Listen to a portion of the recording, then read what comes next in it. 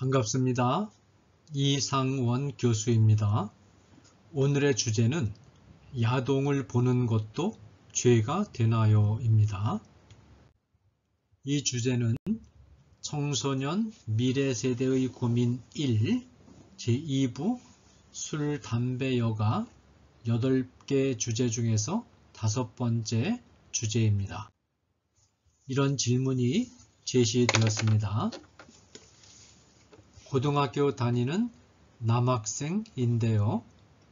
사실은 제가 요즘 야동에 너무 끌려요. 음란한 걸 멀리하라고 배워서 어떻게든 참아보려고 하는데 그게 너무 힘이 드네요. 혹시 야동을 보는 것도 죄가 되나요? 그리고 자위행위 하는 것도 죄인지 궁금해요. 정말 욕구가 심할 때는 어떻게 해야 할지 모르겠어요. 교수님의 도움이 필요해요. 이 질문에 대한 저의 답변입니다. 누구에게나 이성에게 끌리는 마음이 있고 그 중심에는 성적인 행위에 대한 욕망이 자리 잡고 있어요. 하나님께서는 최초의 인간인 아담이 혼자 사는 것을 좋지 않게 보시고 아담을 돕는 배필로 하와를 만들어 주시며 두 사람이 한 몸이 될 것을 명령하셨어요. 사람이 이성을 그리워하고 이성을 향하여 성적 욕구를 느끼는 것은 한 몸이 되기 위해 꼭 필요한 본능이에요. 성적 욕구는 하나님이 사람에게 주신 많은 선물 중 하나로 볼 수 있어요. 우리 친구는 어느 때 가장 행복하고 마음이 두근거리나요? 많은 경우가 있겠지만 특히 이성에 관해서 생각할 때 그렇겠죠. 물론 이성과 성적인 관계를 가지는 것을 상상할 때도 포함해서요. 그런데 친구에게 질문을 하나 해볼게요. 친구는 아주 소중한 선물을 받으면 그 선물을 어떻게 다루나요? 아무데나 두나요? 그렇지 않죠? 귀한 선물일수록 조심조심 다루고 아무데나 내놓지 않고 꼭 필요할 때만 아껴서 쓰겠지요. 성욕은 남자와 여자가 한 몸이 되게 하려고 하나님이 주신 아주 소중한 선물이에요.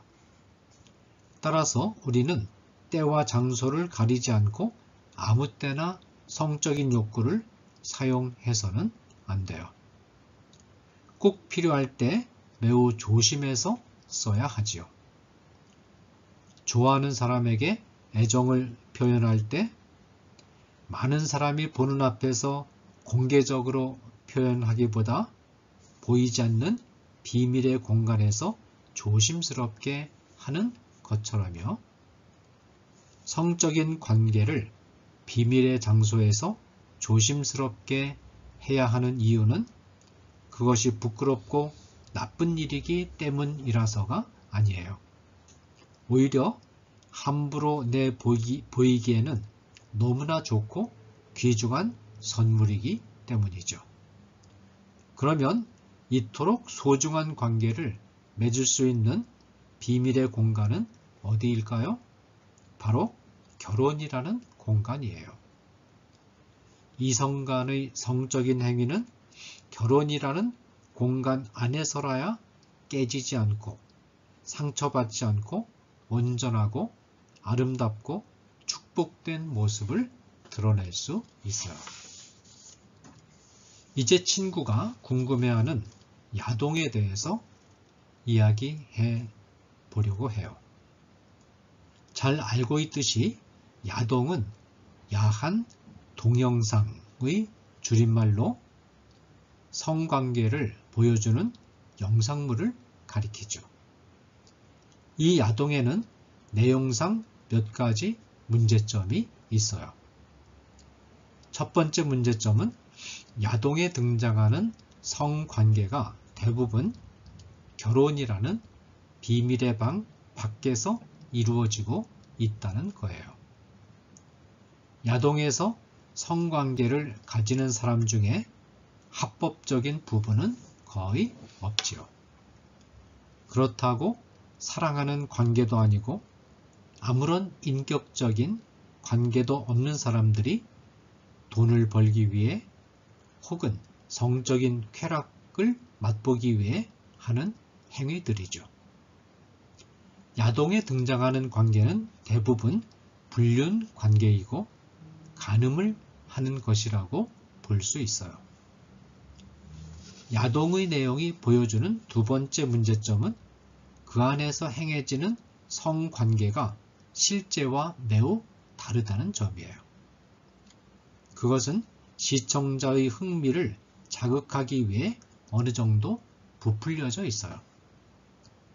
야동에 등장하는 여성과 남성의 모습 역시 필요 이상으로 과장되어 있고요.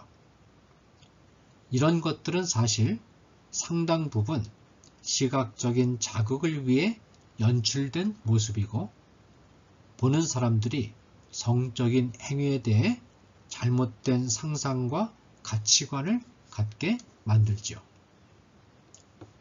결혼하여 실제 부부 생활을 하는 부부들 가운데 야동에 등장하는 사람들처럼 성적인 매력이 넘치는 경우는 드물답니다. 그렇게 과장된 모습 역시 찾아보기 힘들고요. 만일 우리 친구가 야동에서 본 장면으로 머릿속이 꽉 차 있는 상태에서 결혼한다면 문제가 생길 수 있어요. 야동에서 본 것과 똑같지 않은 현실에 실망할 수 있으니까요. 이런 실망은 자칫하면 결혼 생활에 어려움을 안겨줄 수도 있어요. 이렇게 잘못된 환상을 심어주는 야동을 보는 것 자체가 잘못된 일인지에 대해 생각해 보기로 해요. 저도 야동을 몇 번 본 적이 있어요. 야동을 볼 때 가슴이 막 두근거리는 경험도 했고요.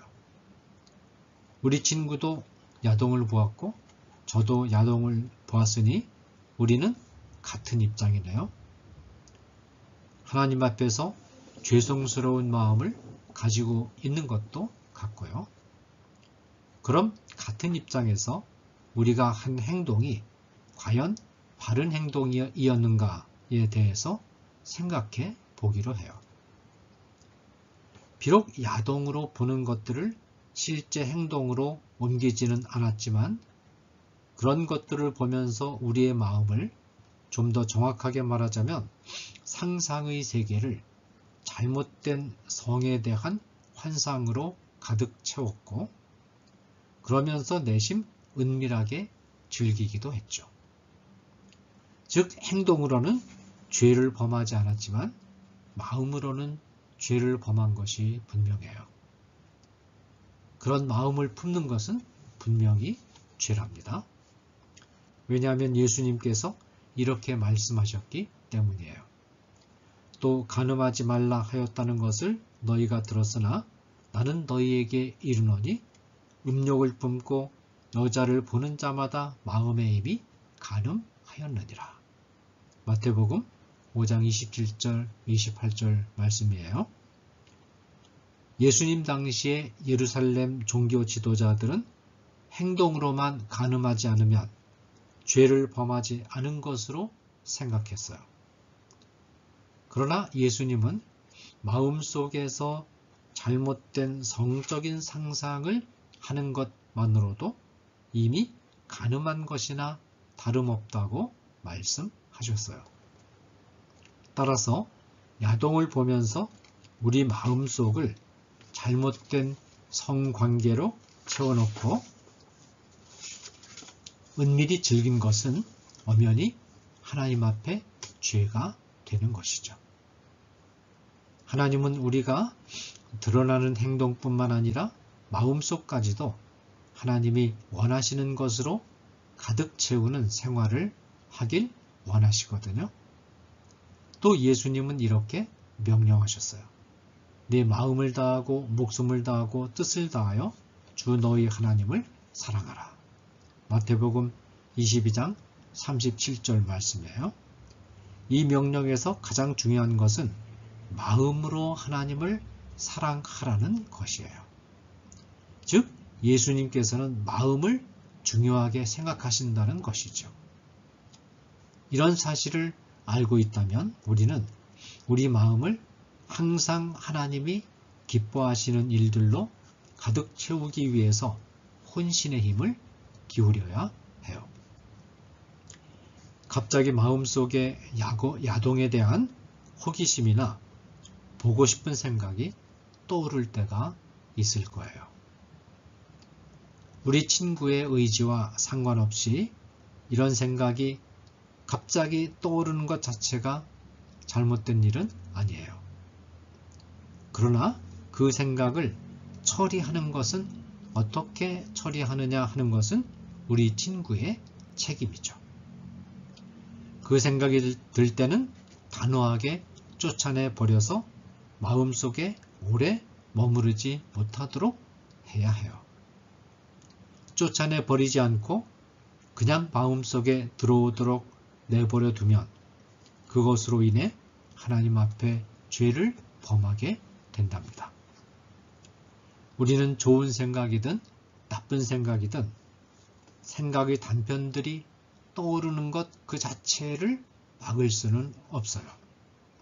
단 떠오르는 생각을 마음에 품고 점점 키워나가는 건 꼭 막아야 해요. 이때 우리는 하나님께 기도하고 성령님의 도움을 간구하면서 단호하게 물리칠 필요가 있어요. 내 힘으로는 그런 것들을 완전히 물리치고 조정할 수 없으니까요.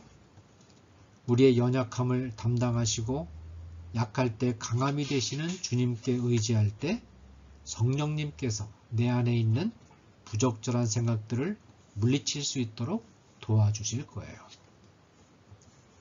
마지막으로 때로는 이런 성적 욕구를 참기 힘들어 자위행위를 하는 경우가 있어요.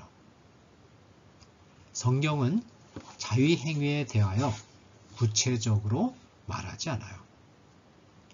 또 자위행위는 이성을 상대로 한 간음행위가 아니라는 점에서 간음죄만큼 심각한 죄는 아니라고 할 수 있죠. 하지만 하나님이 우리에게 주신 성은 자기 자신을 위하여 쓰도록 주어진 것이 아니라 이성과의 관계 안에서 이성을 위하여 쓰게 되어 있는 것이기 때문에 자기 자신의 욕구 충족만을 위하여 성행위를 하는 것은 잘못된 거예요. 이런 성적 욕구는 얼마든지 절제할 수 있다는 점을 알아두면 자제하기 쉬워요. 또 절제해도 건강상 아무런 지장도 없어요. 어떤 경우에는 마음먹기에 따라서 평생 성관계를 하지 않기로 결단할 수도 있답니다. 승려나 신부처럼 말이죠. 그렇다고 해서 그들의 건강에 이상이 있거나 하지는 않잖아요. 또 자위행위를 하고 싶은 생각이 들 때 그런 생각을 운동이나 건전한 취미 활동으로 돌리는 것도 좋은 생각이에요. 질문에 대한 답이 되었나요? 성적인 욕구는 얼마든지 이겨낼 수 있는 욕망이라는 사실, 그리고 잘못되고 왜곡된 성적 가치관에서 우리 친구의 마음과 영혼을 잘 지켜야 한다는 사실을 꼭 기억하길 바랄게요. 감사합니다.